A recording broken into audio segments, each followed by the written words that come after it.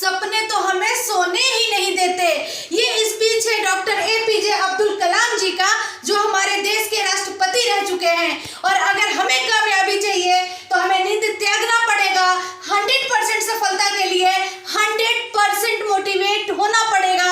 24 hours motivation में ही रहना पड़ेगा।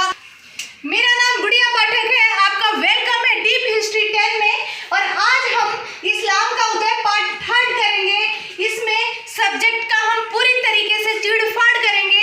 आपको अच्छे तरीके से उंगलियों पे सब्जेक्ट इतना अच्छे से लर्न होगा कि एग्जामिनेशन हॉल के अंदर आप बिल्कुल भी संकोच नहीं करोगे।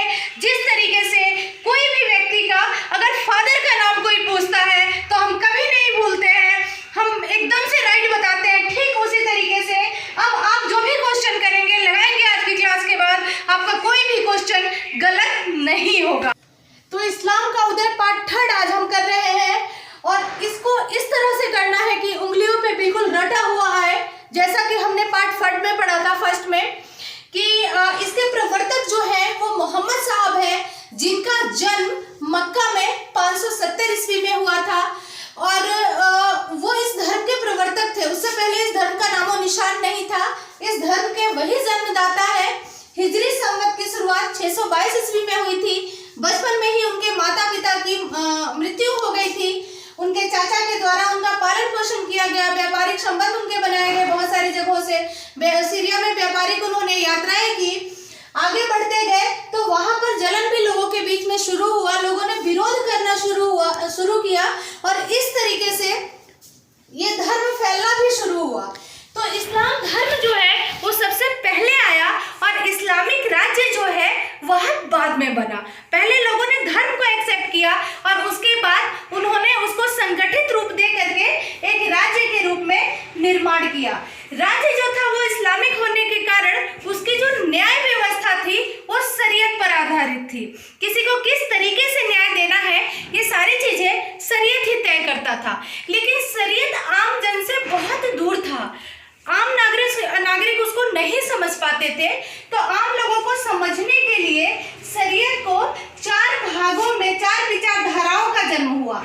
ये जो 4 विचारधाराएं थी, जिसका नाम है मालक पंथी, सफी पंथी, हनबल पंथी और हनीफा पंथी।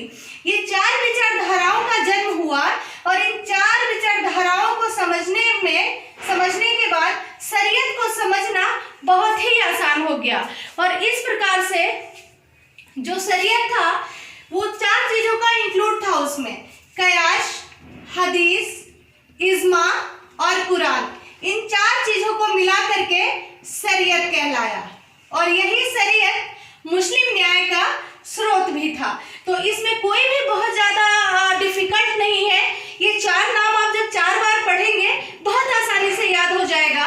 और उसके बाद से जो प्रारंभिक संगठन था, लोगों का जो प्रारंभिक संगठन था जिन्होंने इस्लाम धर्म को स्वीकार किया, मुस्लिम साम्राज्य में प्रारंभिक लोगों का संगठन जिन्होंने इस्लाम धर्म को स्वीकार किया, वो संगठन जो था वह उम्मत कहलाया।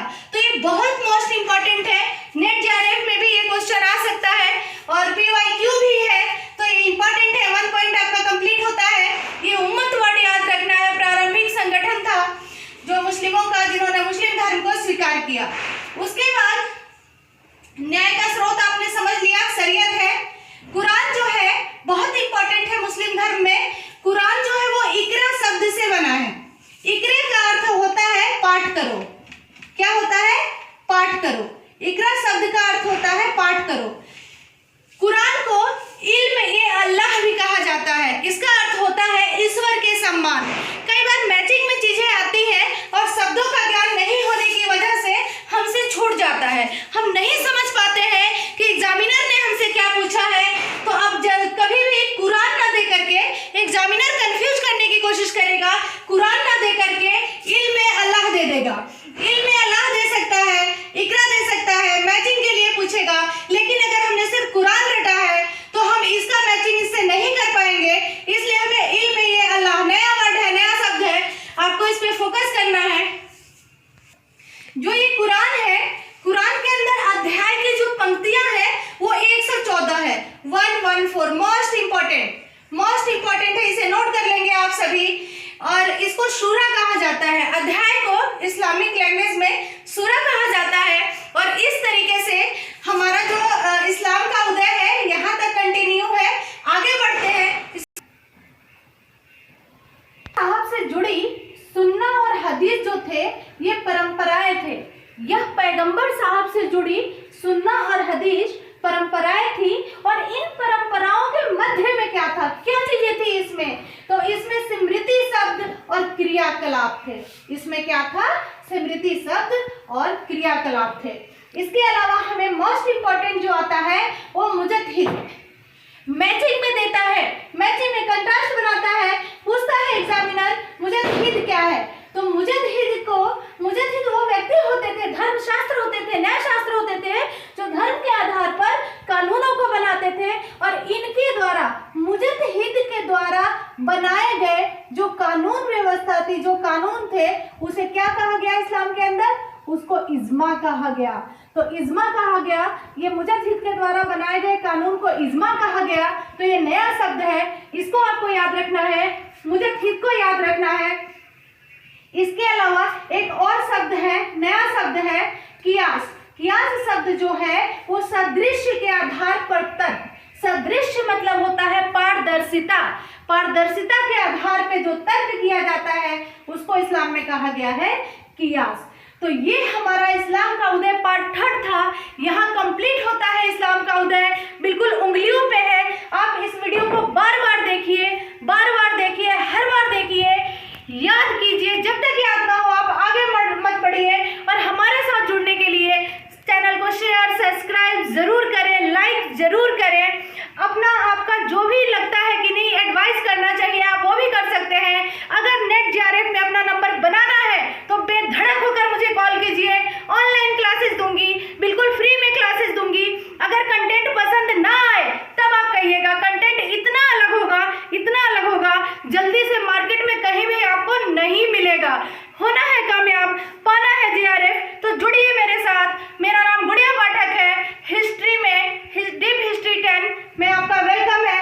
जय हिंद, जय Bharat, thank you so much. और हिस्ट्री के अंदर जिस भी टॉपिक पे आपको वीडियो चाहिए वो कमेंट करके जरूर बताएं, हम उसको डिटेल में पढ़ाएंगे, उस कंटेंट को पढ़ाएंगे। और इस्लाम के उदय के बाद अब नेक्स्ट वीडियो जो होगा उसका इंतजार कीजिए, बहुत बेहतर होगा। आप उसे देखिए, सीखिए, समझिए। और PYQ कामयाब होना है तो PYQ लगाना मत भूलिए।